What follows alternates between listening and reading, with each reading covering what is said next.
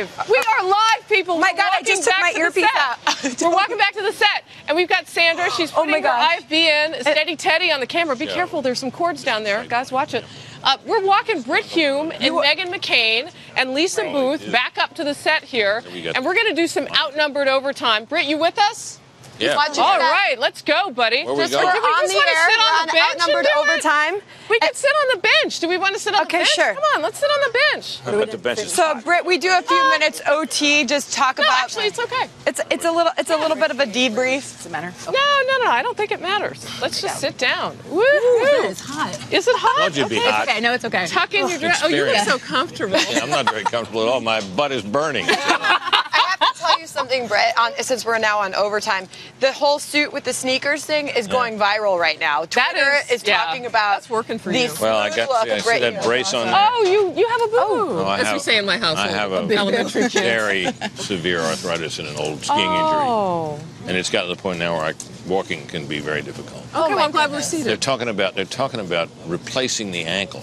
Oh, no. Which is not, it's not like different hips and than knees. A knee. Well, hips and knees are snapping in like light bulbs now. Ankles are a whole other deal. Wow. The rehab is supposed to be 9 months. Oh, Good Lord. I don't have enough 9-month periods left in my life to want to do that. Stop that. So we might have to bring outnumbered to your house. There you go. That'd be good. Yeah, right? Put your feet I up. could hobble out. So, Britt, can I ask you a question? How are you, is enjoying the right word?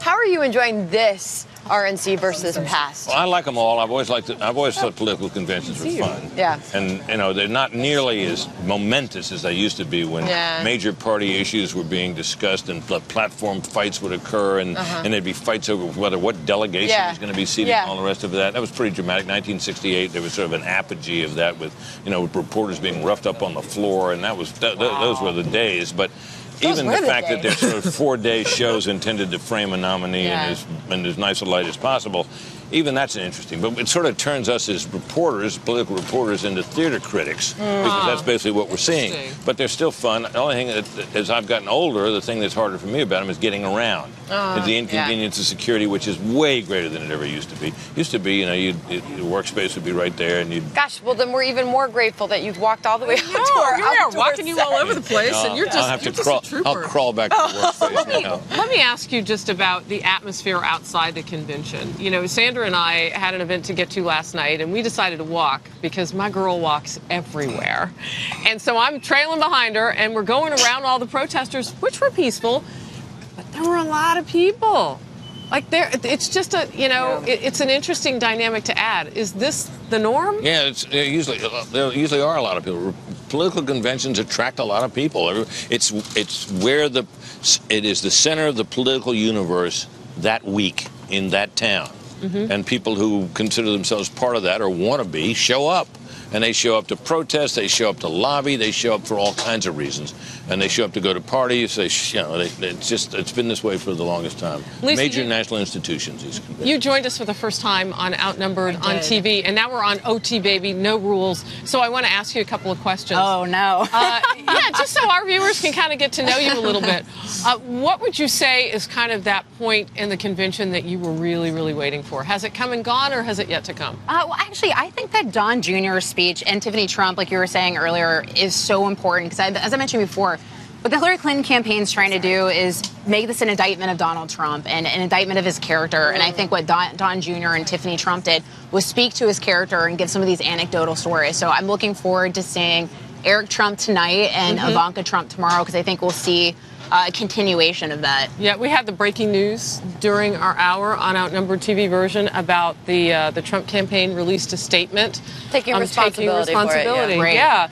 And so, Megan, my question for you is that enough? Barely hanging onto this bench. Oh no! Well, let's is barely on this bench. Okay, scoot down. I'm sorry. So no, we're literally in the hot seat. We need an entire butt on the bench. No, but I'm just wondering. sometimes when you don't fire people or reposition them, they can hurt you again. Not that this woman would hopefully ever do that again, but what does that say about this campaign? It's off-brand for him too. I mean, if it's off-brand, what does that mean? You're fired. That's what Donald Trump.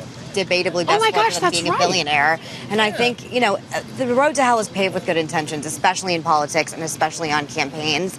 This woman messed up very badly, who wrote this speech for for Melania. And like I said before, she was introduced to us for the very first time as our possible first lady, and they've done his family a disservice and by recourse the Republican Party a disservice, and I think she should be fired or at least taken off the campaign and doing some more role more proper to her. I don't think that the average American and voter sitting at home that, you know, haven't worked in politics and haven't worked on a campaign, who understand sort of the operational nuts and bolts, I don't think they're really going to care, because I think Melania Trump actually did a good job delivering the speech, and I think that's ultimately going to be the takeaway for people sitting at home. Britt? I agree. I think that she's a gracious and impressive woman, and that showed.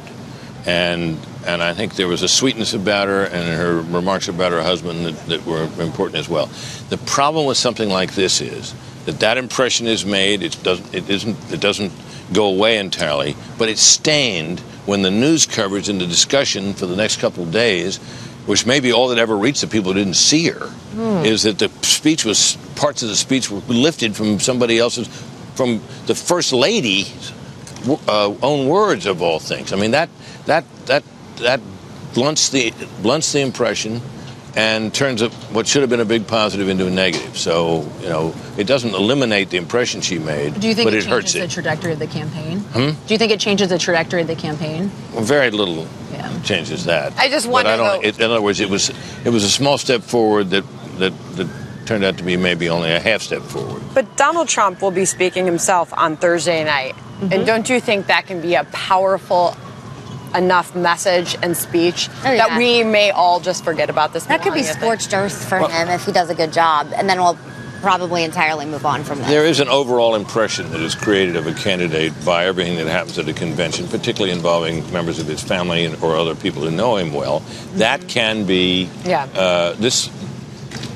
everything feeds into that with his speech by far being the most important element of it. Yes. But one of the elements of it has been tarnished. That's what's happening. Yeah. You know, one thing, too, as you were talking, and Sandra, you and I have talked about this before, what stories really get blown up and which ones don't. So if all people saw were the mistake and they don't see the responsibility taking in the statement, which we know some of the mainstream media will continue to run the loop of Michelle Obama and Melania Trump together and how much their words are together, and not so much talk about the statement that just came out with the speechwriter. This state won't make it. You think this will? It'll be the top because of the story. Wouldn't that just kind of wipe it away then? No. No? No. So what could the campaign have done outside of waiting until Thursday night? They could have had an organization that had within it the people necessary to do a professional job, recognizing the pitiless glare spotlight that speech and the person making it would be under, and that's true of everyone else. Remember, they asked Chris Christie about his speech. He said he wrote it himself. Now she said she wrote. Prosecutor. I understand that. What I'm saying though is he took care. Now he was equipped to. Look, it's unfair to ask her to write the speech. Yeah. But it's not unreasonable for her to expect that whoever's helping her with it would vet it properly. Right. And that's amateurism. And the Trump campaign has had too much of that and needs to grow enough so that it can handle these tasks. That was the word you used, Sandra. But they were also given original speeches from very well-respected seasoned speechwriters that were given to her. They used none of it.